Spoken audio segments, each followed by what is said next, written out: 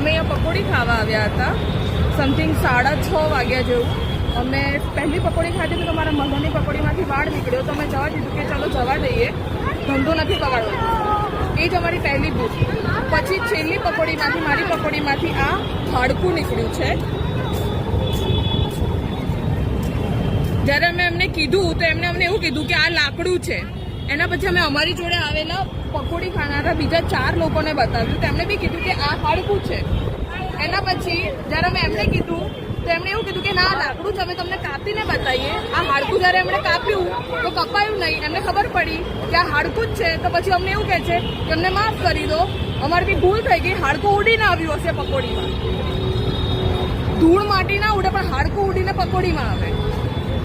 અને પછી અમે એવું કહે છે કે સોરી, આમાં અમારો કંઈ વાંક નથી. દુકાન એમની, પકોડી એમની, તો વાંક અમારો કે અમારા મોઢામાં હાડકું આવ્યું.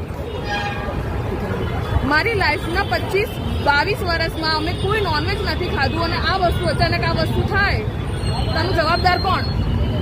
અમે જેટલી બી ફૂડ સેફટી માટેની વેબસાઇટથી બધા પર ફોન કર્યા, કમ્પ્લેન કરી, કશું જ થયું નહીં. અને હવે અત્યારે અમને ખાલી એટલું કહે છે કે સોરી, આમાં અમે કશું જ ના કરી શકીએ.